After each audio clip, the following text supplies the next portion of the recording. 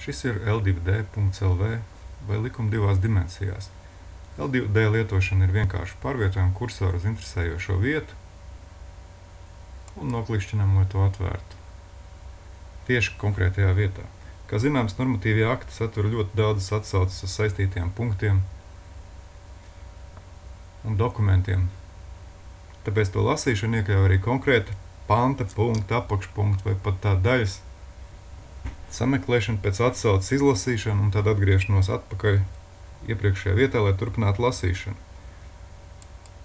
Turklāt atsauces var būt gan uz šo dokumentu, gan arī uz citu saistīto normatīvu aktu.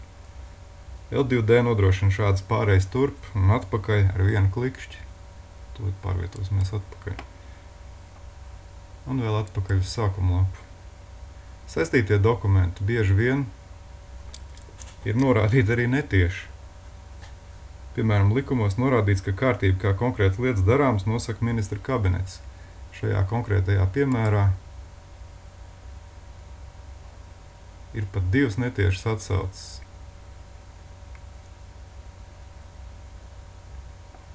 Un klikšķējam atpakaļ.